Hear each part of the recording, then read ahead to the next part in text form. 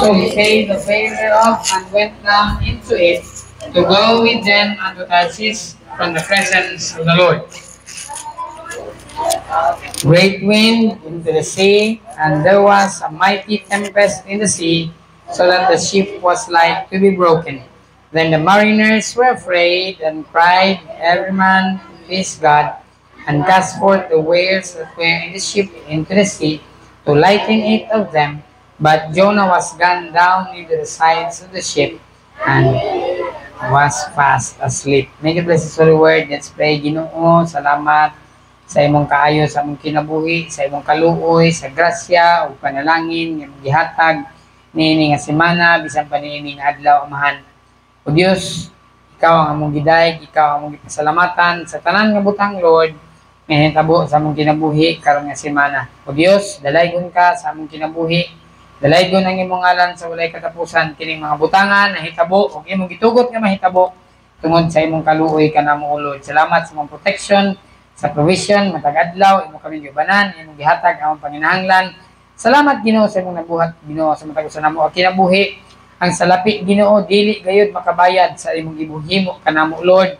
Apan mao ra gyud ang among ikabalik kanimo, Dios, ang pagpasalamat. Sa pagtuon sa imong pulong hatagi mi kaalam nga masabtan namo ni sa simple nga pamaagi. Gamita ang imong alagad pagsaysay sa imong pulong. O Dios, kabalog gyud ka Ginoo.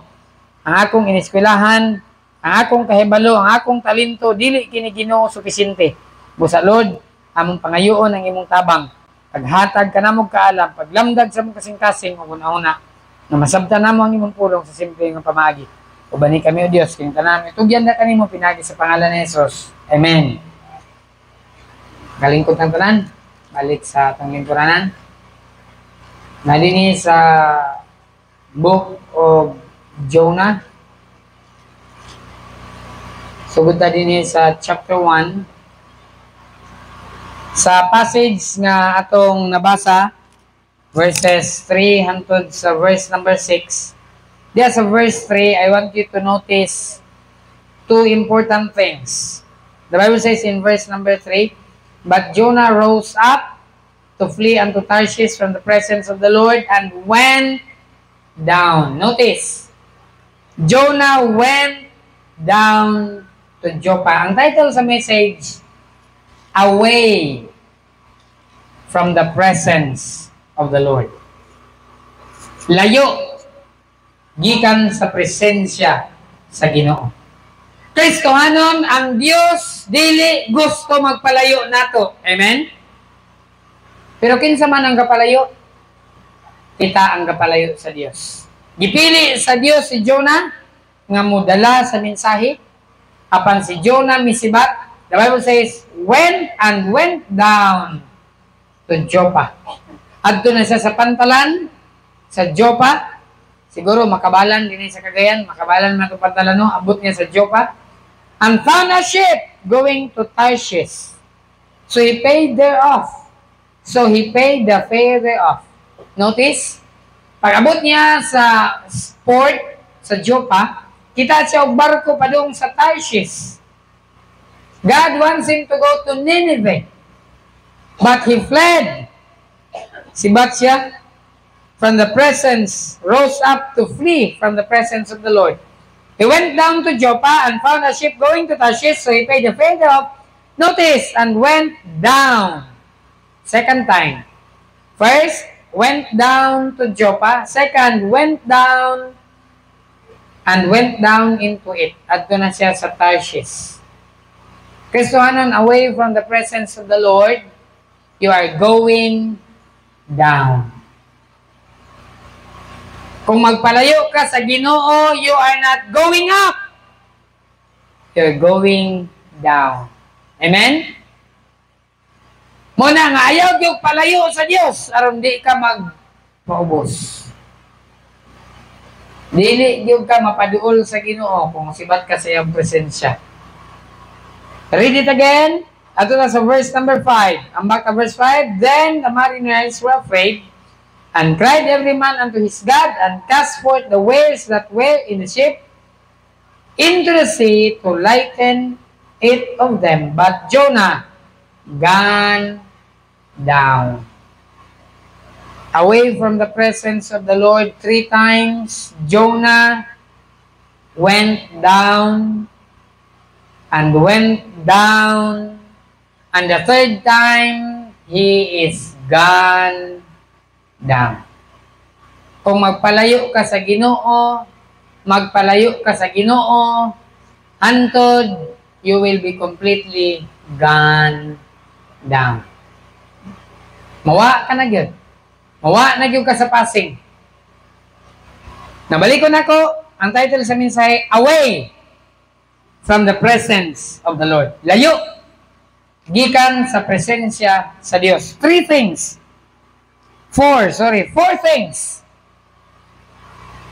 As a result of being away from the presence of the Lord. Unsa may resulta kung magpalayo ka sa presensya sa Dios. Ang Dios mitawag kang Jonah. Jonah, I want you to go to Nineveh. In verse 1, now the word of the Lord came unto Jonah, the son of Amittai, saying, Arise, Jonah, go to Nineveh, that great city, and cry against it. Jonah, I want you to bring the message. I want you to preach repentance. I want you, Jonah, to deliver the message of salvation.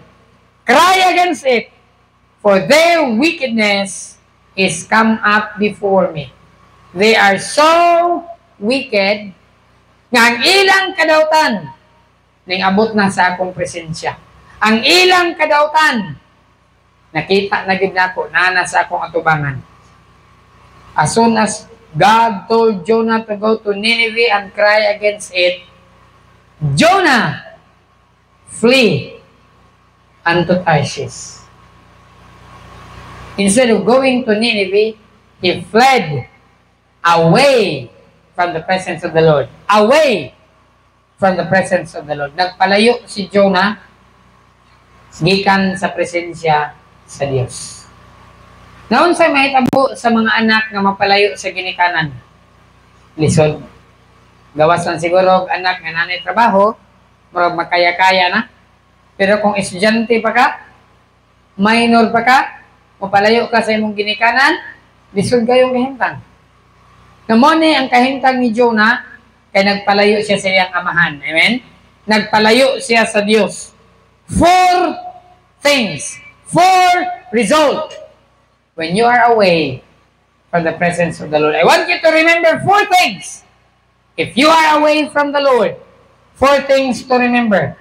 Dini sa verse 3, hantod sa verse number 6, makita nato that Jonah was away. He fled. In verse number 3, Jonah rose up to flee unto Tarshish from the presence of the Lord. Misibat si Jonah, gikan sa presensya sa Dios, and went down to Joppa. He found a ship going to Tarshish, so he paid the fare thereof and went down into it to go with them, the people that are in the ship. He went with the people to go to Tarshish. To go with them to Tarshish. Notice, gibalik na sab, from the presence of the Lord. Gikan siya, the Lord is right here. Jonah went away from the presence of the Lord. God is always where He is. It is us who went away from Him. Amen? Ang ginawa nga palayo sa tuwa. Kita ang gapalayo sa Dios. Notice, Jonah, in sa verse number 3, to go with them unto Tarshish from the presence of the Lord. Misibat siya, gikan sa presensya sa Ginoo. But the Lord, Kristohanon, no matter how far you go, how well you become, God sees you. Amen? Kitaan nyo ka sa Diyos. Asa man ka mo, sok-sok, ingon pa ni David, I went into the bottom of the sea. Behold, thou art there. I make my bed. Ingon pa ni David, dito na guys sa bottom of the sea, behold, thou art there. Ingon pa ni David, into hell, behold, thou art there. Makasibat ka sa Ginoo? The answer is, di gyud ka makasibat sa Dios. Jonah tried. Jonah failed. You want to try to go away from the presence of the Lord? Musibat ba ka? Testingan ba nimo? Sibatan nimo ang Ginoo? Paminaw nimo kaya nimo sibatan ang Dios? Kristohanon, si Jonah iyang gitestingan. Wa gyud siya makasibat sa Dios. Mga Kristohanon, timanan na to. Pwede ka mo palayo sa Dios. Apan hinungdumi, latoson, o bunalan kagid sa Dios. King sibat na si Jonah, but, verse 4, you can try it. Go away. But the Lord sent out a great wind into the sea. Kay rebuildi man si Jonah, gahi man ulo si Jonah, padadaan ako og dako nga hangin ang dagat. And there was a mighty tempest in the sea. Adunay kusog kayo nga mga balod sa dagat, so that the ship was like to be broken. Tungod sa pagkagahi og ulo ni Jonah, ang barko ngayang gisakyan hapit na mabungkag. Then the mariners were afraid and cried everyone unto his God. Kristohanon, first thing, I want you to remember, away from the presence of the Lord, unang butang, out of connection. When you are away from the presence of the Lord, then you are out of connection. Kamalo mo nung saba kayo ta karon, it's so loud. We're using generators. You know why? Because we are disconnected. We are out of connection from Sipalco. And out of connection, di ta kagamit og suga. Lightings is not available. Fans is not available. Anything electric is not available because we are disconnected. Kristohanon, same thing. Away from the presence of the Lord. Guess what? Out of connection.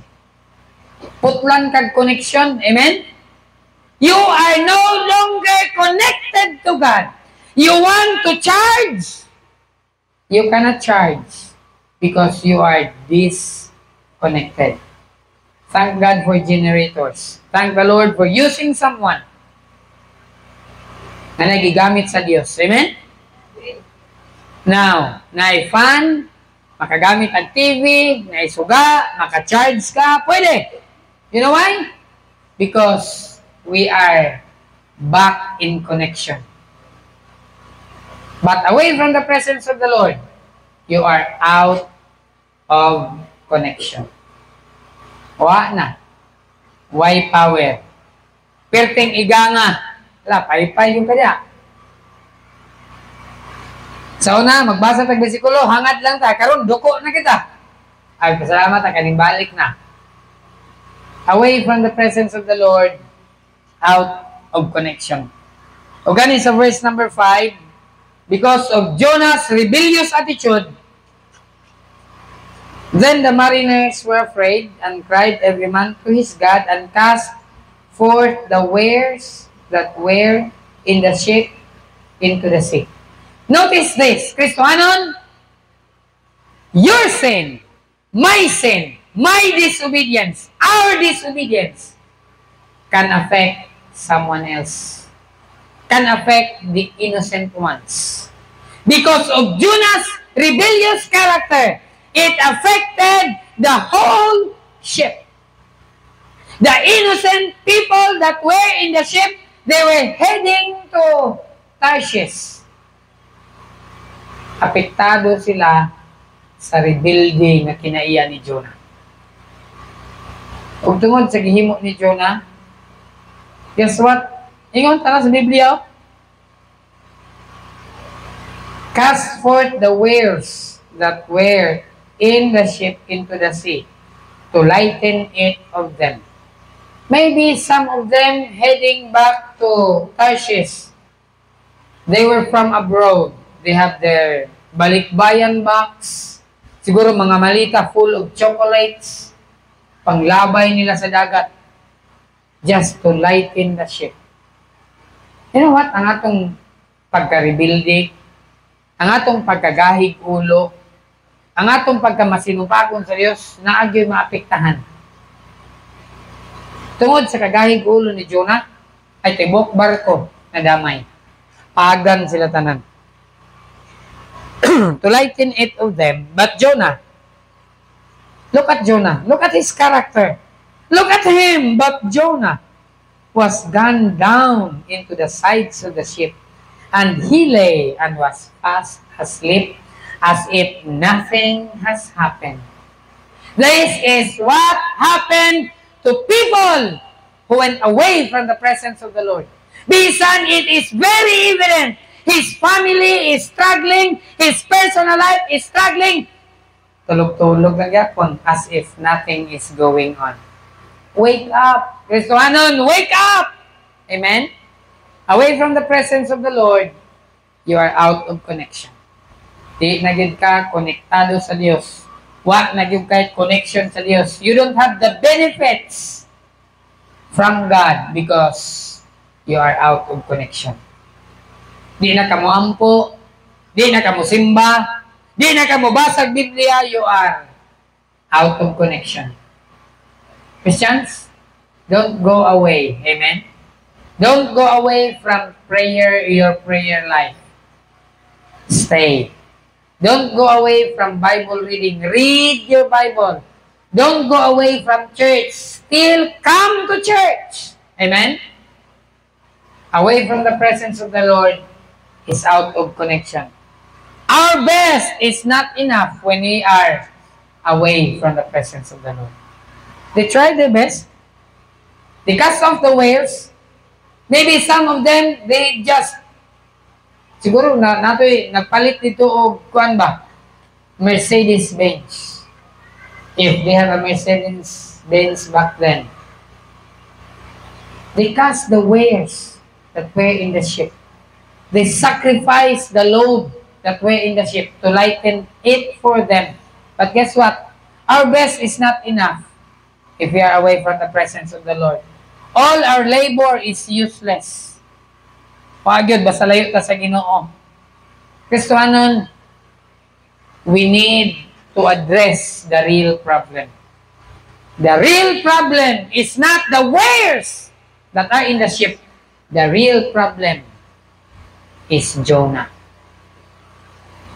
As soon as they cast Jonah into the sea, and the sea, sa yung kapulong sa Ginoo, was calm. Amen? Na-sacrifice ang wares. I don't know. Think about the wares. People carrying the goods, carrying treasures, carrying all they've got into that ship. Ilang gipanglabay, gipanghulog para bugaan ng barko, but the real problem is not addressed. Jonah, what was his weight? 60, 70 kilos? Let's say 100 kilos? But what is 100 kilos? He was the one that put the weight on that ship. Usahay kita ang problema. Unya atong i-address ang uban nila. Ipang pahawaon na sila. Ipanghulog ng ubang karga kaya para bugaan ng barko. Hey, address the real problem. Jonah was the one. Now, look at verse number 6. So the shipmaster came to him and said, "What meanest thou, O sleeper?" Sa'yo mo ibuti masabot. Itong taong hingatugon, "Arise, call upon thy God, if so be that God will think upon us, that we perish not." Now, Kristohanon, iman igyon. Away from the presence of the Lord, out of connection. Amen? Wala kay benefits. Wala, useless na ka. Imong hago, way pulos. Kung layo ka sa Ginoo, ang atong pinakamaayo, wala. Way nada. Basta layo ka sa Ginoo. Ano man, disconnected naman ka gikan sa presensya sa Dios. So, away from the presence of the Lord is out of connection. I want you to go to verse number 12. And he said unto them, "Take me up." Good thing that Jonah realized. He finally realized Jonah decided, and he said unto them, take me up and cast me forth into the sea. Alsahan ko ninyo, hey Jonah, why don't you just jump? Anong mangangin pag ikaw magpaalsa, pwede naman ko ka mo ambak, you're the problem. Just jump out of the sea. Why do you want to put your blood on others' hands? Ingon pa ni Jonah, mo ni ang nature mo ni ang human nature. And he said unto them, take me up and cast me forth into the sea, so shall the sea become unto you. For I know, oh good, Jonah, that for my sake this great tempest is upon you. Kabalo na gyud ko. I am the real problem. I am the reason of this mighty tempest. Nevertheless, the men tried their best. They rowed hard, but their best is useless because they do not address the real problem. They rowed hard. They tried their best to bring the ship into safety. Again, useless imong paningkamot kung dili nimo i-address ang tinuod nga problema. If the problem is Bible reading, nothing will happen. If the problem is prayer, still nothing will happen. If the problem is coming to church, your best is useless. Nevertheless, the men rowed hard to bring it to land, but they could not, for the sea wrought and was tempestuous against them. Wherefore, they cried out to the Lord and said, we beseech thee, O Lord, we beseech thee, let us not perish with this man's life, and lay not upon us innocent blood, for thou, O Lord, hast done as it pleased thee. So they took up Jonah and cast him forth into the sea, and the sea ceased from her raging. Notice, as soon as they address the real problem, the sea ceased from her raging. Niundang ang balod. Amen? Nawala ang hangin. Sayanga. What a waste. The weighers. Kristohanon, si Jonah raman na yung problema. Pero wala na. Hindi na tumampulihan. Humana, dilabay na nila. Pag itsa nila ka Jonah, the sea ceased from her raging. Kaduha nga butang, second thing, away from the presence of the Lord, out of contact. Jonah, he cannot call God. Have you tried your phone? Huwag mo i-load. Kung sa'yo isulti sa phone, kung matawag mo niya, huwag mo i-load. Kung sa'yo isulti sa operator. Huwag mo na signal. Kanang wala i-load. The subscriber cannot be reached. Sorry, your balance is not enough. Out of contact. Away from the presence of the Lord. No matter how tried you call, you tried your best, Lord. You're out of contact because you are away from the presence of the Lord. Mga Kristohanon, magpalayo ganito sa Ginoo, lisod gid ang kinabuhi. Out of contact. Gusto ka mo tawag. I know the president. I can talk to him. You're out of contact. How? I am his son. Amen? But if you are out of contact, you know what makes it out of contact? It is the sin. Disobedience. Rebellion is a sin of witchcraft. That's what Jonah did, the rebellion. God told him to go to Nineveh. He fled and went to Tarshish. Marag nagkahinay ang battery. This is out of contact, I think. Alright. This one is out of connection. Alright. Check. So, murag kawala gyud, out of connection, out of contact. That's what happened. Away from the presence of the Lord. Now, Kristohanon, di gyud ta magpalayo sa Ginoo. Amen? Di kita palayo. Magpalayo ta wag gyud nada atong kinabuhi, useless atong paningkamot. Bisag unsaon nato, way pulos ang tanan. Kinahanglan kita mong paduol sa Dios. Paduol kita sa Ginoo. Jonah, pagpalayo niya, wa na gyud siya. He was out of connection. He was out of contact. Meaningless, useless ang kinabuhi ni Jonah. Kay layo na siya sa Ginoo. Unreachable. Out of contact. Kana bitaw mga familiar mo sa Bermuda Triangle? I-contact nila ang mga plane, mga ship, out of contact. Pag-abot sa Bermuda Triangle, I don't know what is wrong in that place. As soon as the ship or plane gets there, they lost contact. They can't do anything. You know why? They're out of contact. Di na nila matawagan, di na nila makommunicate, out of contact. Muna, Kristohanon, pag out of contact na ganita, di na gid katabang ang Diyos sa ato. Muna nga, di gid ta magpalayo. Amen? Di kita palayo. Duol gid sa Dios. No matter how hard it is, lapok ang dalan, di sa kumusimba ron. Paduol ta sa Ginoo. Ayaw gid palayo. Kaya basta maparehas sa ni Jonah. Let's go to chapter 2. Jonah chapter 2. Ano eh, duha ka book.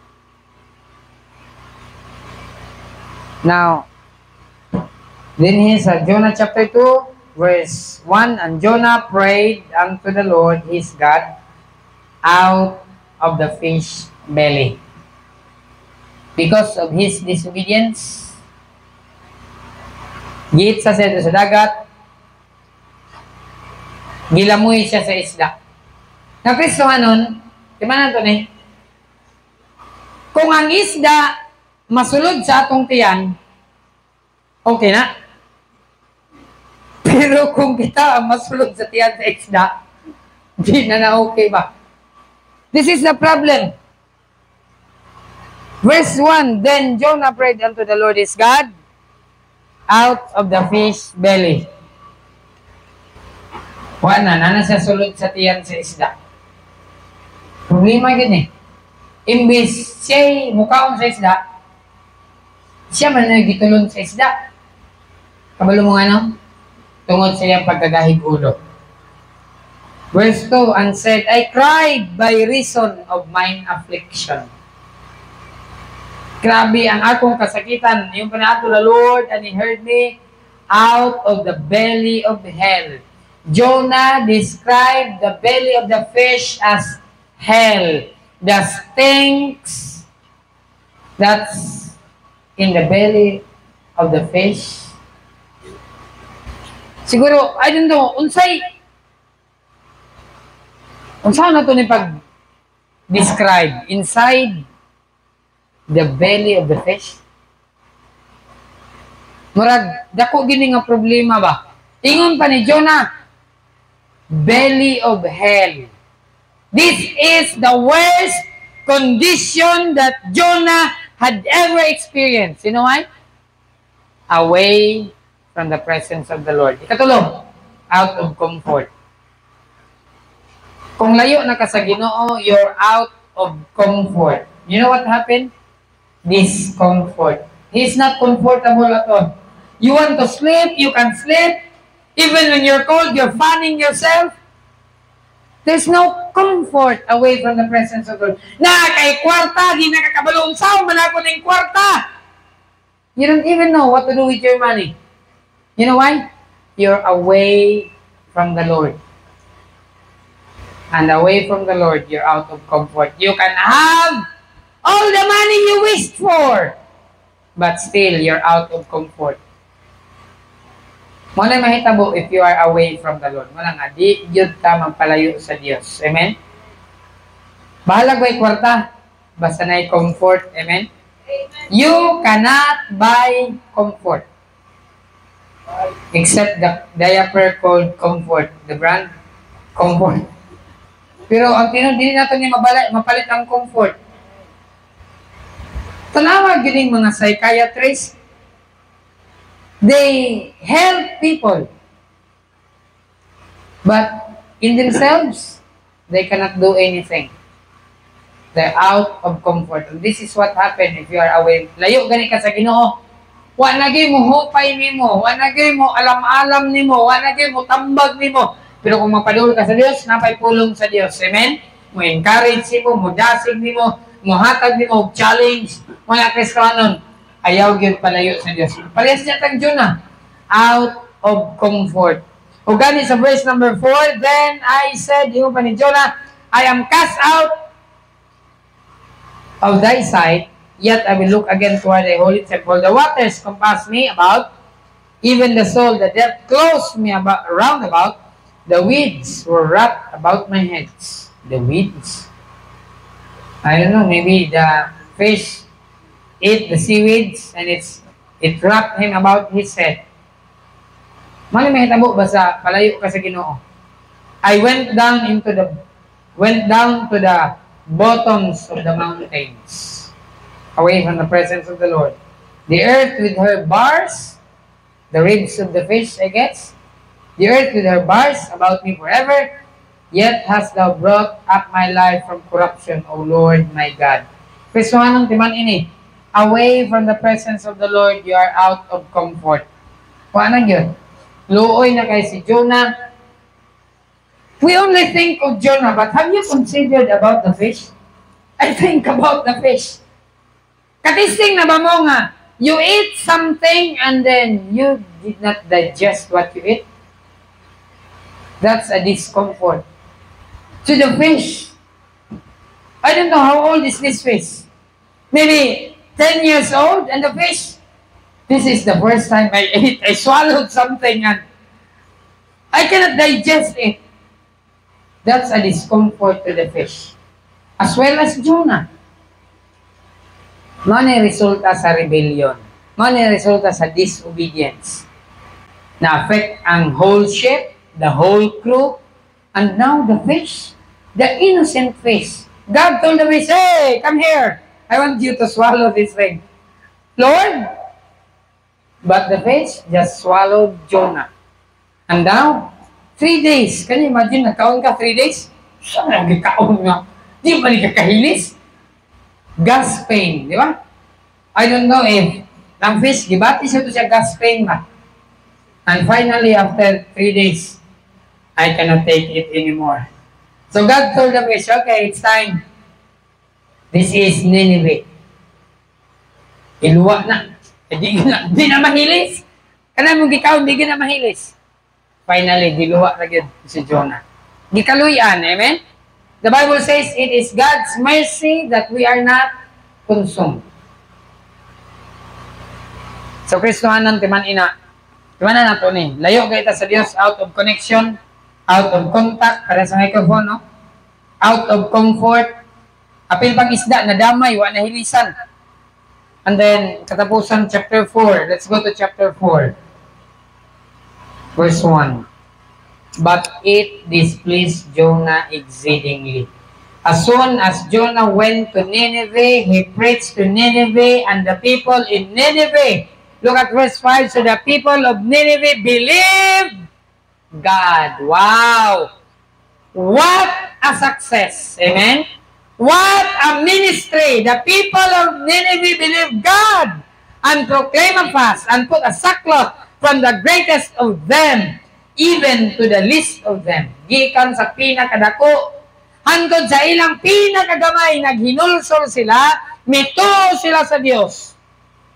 Verse 6, for the word came unto the king of Nineveh, and he arose from his throne, and laid his robe from him, and covered him with sackcloth, and sat in ashes. And he caused it to proclaim and publish through Nineveh by the decree of the king, and his nobles, saying, let neither man nor beast, herb nor flock taste anything. Let them not feed nor drink water. Walay mukaon, gikan sa dagko, paingon sa mga bata, hantod sa mga hayop, sa mga karnero, way paimnon og tubig. The king proclaimed a fast. Kanina nalubat is busa karon sa gihimo sa hari Verse 8, but let man and beast covered with sackcloth and cry mightily unto God. Yea, let them turn everyone from his evil way. Amen? Gitalikdan nila ang ilang dautan nga binuhatan. And from the violence that is in their hands, who can tell if God will turn and repent and turn away from his fierce anger that we perish not? And God saw their works, that they turned from their evil way, and God repented of the evil that he had said that he would do unto them, and he did it not. Wa niya. Instead of God destroying Nineveh, dinha sa ana nga verse. Verse 4, tanawa ang wali ni Jonah. Chapter 3, verse 4. And Jonah began to enter into the city a day's journey, and he cried and said, yet 40 days and Nineveh shall be destroyed. Mara na ang giwali ni Jonah. That's all that there is to it. 40 kaadlaw na lang mo Nineveh, laglago na mo sa Diyos. He did not say anything good. 40 kaadlaw na lang, mga matay na mo! You know why? Jonah being a Jew went to a Gentile nation. These are his enemies. Jonah, his attitude, he would be happy to know that the Ninevians will go to hell. He doesn't want to preach to Nineveh. Verse 1, chapter 4, it displeased Jonah exceedingly. He was displeased that the people repented. And he was very angry. And he prayed unto the Lord and said, I pray thee, O Lord, was not this my saying when I was yet in my country? Therefore I fled before unto Tarshish. Mo bitaw ni Ginoo. Ning sibat lagi ko kay kabalog yung ko nga maluwas ning mga tawhana ba. For I knew that thou art a gracious God, merciful, slow to anger, great kindness, and repentest thee of the evil. Therefore now, O Lord, take, I beseech thee, my life from me. For it is better for me to die than to live. Si Jonah, he saw the ministry, the preaching that God bade him to preach. He saw the people believe God, they were converted, they turned from the evil way. But Jonah was full of regret. Ingon pa niya, tanawa lagi, Lord, this is what I'm talking about. Nga pag-abot na ko din eh. That's why I fled. Because I know you are a merciful God. You are a gracious God. I know you will save them. I want them in hell, Lord, in hell. O niya ang attitude ni Jonah. He wants to see sa iya mga kaaway, mga impirno. Now last thing, away from the presence of the Lord, di man ini, out of compassion. Walay luoy-luoy, basta way Ginoo. Wagyoy compassion. Kristohanon, kumusta yung kasing-kasing? Napa ba kay kaluoy? Hinumdumi nga gikaluyan na ta sa Dios. Amen? It is God's mercy that we are not consumed. Unya, dili ka mo show of pity to others. Away from the presence of the Lord, out of compassion. Si Jonah, pa siya naluoy sa mga tao sa Nineveh. Gusto niya naglagon ang Nineveh. Gusto niya mga matay ang tao sa Nineveh. Then said the Lord, doest thou well to be angry? Uy, Jonah! Suko man ka! Naluwas sa mga tao. Di na sila maimpirno. Verse 5, so Jonah went out to the city. He cannot take it anymore. Sibat siya. Di siya katuo that the people repented and believed God. Out of the city. And they made him a booth and sat under it in the shadow till he might see what would become. See? He want to see what would become of the city. Jonah is still expecting. This is the 40th day. I want to see Nineveh destroyed. But because they repented, They turned to God from their evil way. God is a merciful God. Amen? But Jonah, no mercy. No compassion at all. He waited to see what would become of Nineveh. Kristohanon, tingon ani bata? Ato bang kinaya susama ni Jonah wa na kay kaluoy? I hope napatay kaluoy. Amen? Ang imong kaaway, may impyerno, katay luoya.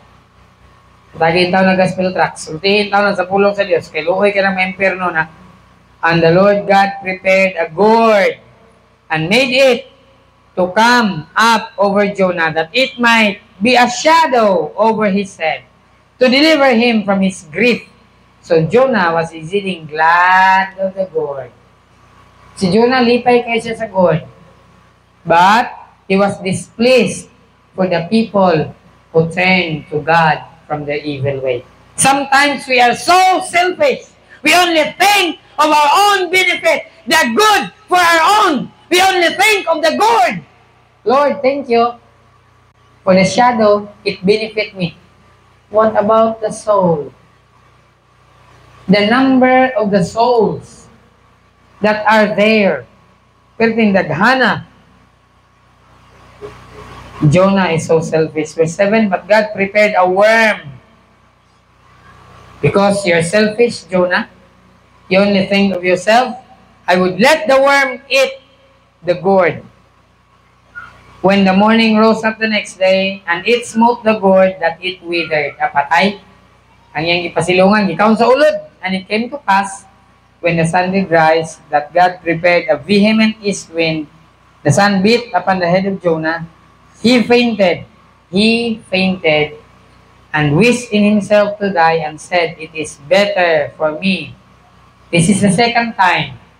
It is better for me. Sa chapter 4, verse 3, ingon pa niya, for it is better for me to die than to live. Karon, it is better for me to die than to live.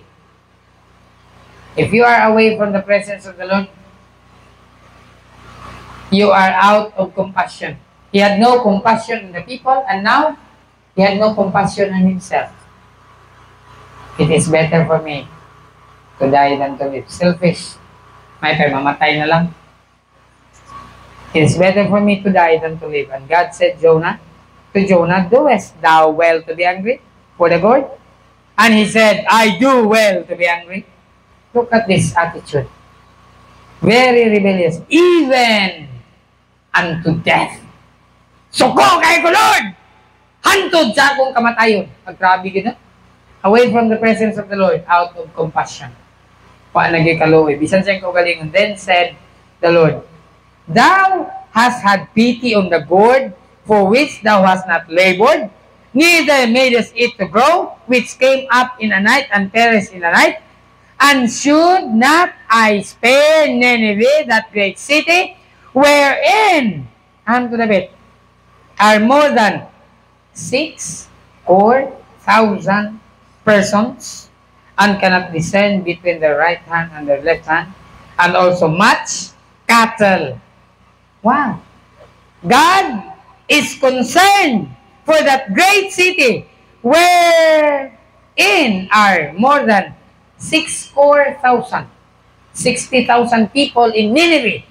And you know what? God is concerned about the 60,000 people and who's ba yun?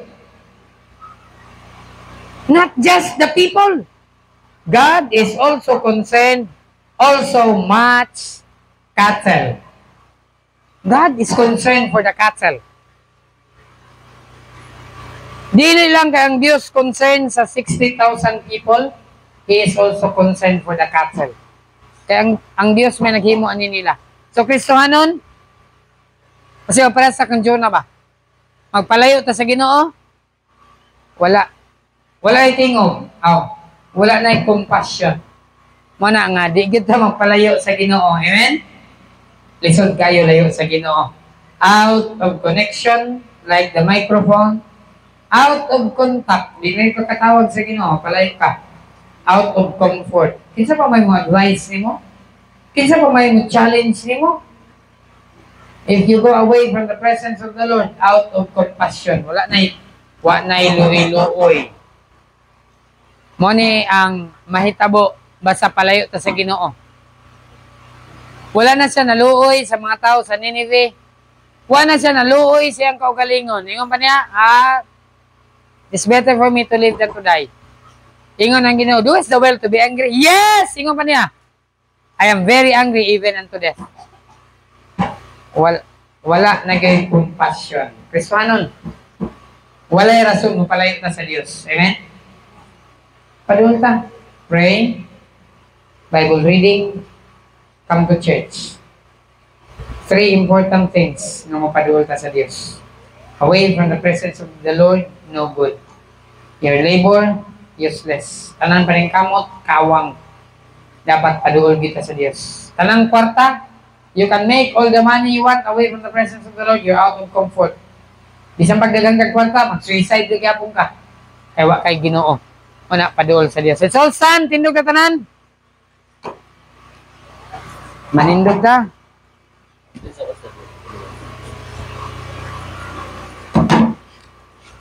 And then, let's sing one song. Mag-awit ta, closing hymn. Atong awiton ang awit na kauluhan. Under His Wings. Ay, the Haven of Rest. 270, the Haven of Rest. My soul inside exile was out on life's sea. 270. Alright, pianist. Okay, atong awiton, a cappella. My soul. Verse 1. All together sing.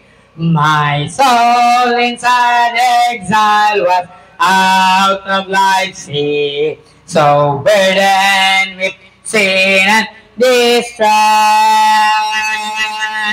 Say I heard a sweet voice saying, make me your choice. And I entered the haven of rest. I've anchored my soul in the haven of rest. I'll sail the one seas no more. The tempest may sweep, or the wild stormy deep. In Jesus, I am safe evermore. Verse 4. Oh, come to the Savior. He patiently waits to save by His power divine. Come, hunger your soul, haven of rest, and say, my beloved is mine. I've anchored my soul in the haven of rest. I'll sail the one sea no more. The tempest may sweep, or the wild stormy deep. In Jesus, I am safe evermore. Let's pray, dear Lord. We thank you for this beautiful day. Yung gihatag sa kinabuhi. We were able to worship you in spirit and in truth. I pray, Father, nga mga pulong akong nadunggan, mutuhog ni sa mong kasing-kasing, mapabilin sa mong hunahuna. Abangin kami, Lord, not only to be a hearers of your word, but to be a doers of it. Sa Panginoon, ako minapray sa mga kanakan, tanan ng mga Kristohanon, nga niya karoon ng adlaw o Diyos. Kaya Ginoo, magahatag kanila o mga panalangin, ibuhi sila Ginoo sa mga blessings ng ilang itinanglan. Thank you silang faithfulness despite sa ulan, despite sa lapok nga dalan. Nagpadayon ng mga Kristohanon sa pagpangalagad. Lord, ako ginapray Ginoo nga i-compensate ni mo Ginoo ang ilang service. And praying, Father, nga imutabangan ang mga sa Kristohanon not to go away from your presence. Mangin ni Lord, nga through Bible reading, prayer, and coming to church, magpaduol kami kanunay kanimo. Balumin, Lord, away from the presence of the Lord is no good. It's out of connection, out of contact, out of comfort, and out of compassion. Help us, Lord, ingon ngayong mga anak, to be compassionate, to others, Ginoo, nga nagkinahanglan og kaluoy. Like you, Ginoo, nga you are a merciful God, compassionate God, full gyud ka, Ginoo, sa kaluoy. Tabangi mi, Ginoo, you are a gracious God. Tabangi mi, Lord, nga unta masusama kami kanimo, Dios. Kini mga butangan ang bisalig kanimo, and especially, Lord, sa mga wala dinhi, praying that next Sunday makauban na mo sa panibahon. Sa mga dunay balatian, ikaw, Ginoo, ayaw kanila, Lord, Ma'am Eden, Brother Bet, ayawas na, Ginoo, sila mga balatian. Sa dunay pagsulay, tabangi ang mga Kristohan, Ginoo, nga malatas na mo ni mga pagsulay, ang mga problema, tabangi mi, Lord, nga masulbad na mo niya. Among complete dependence, Lord, naragid kanimo. Tanan nga dungog, himaya, pasalamat, ang gibalik kay Kristo, ang Diyos ng manluluwas. Amen. Maayong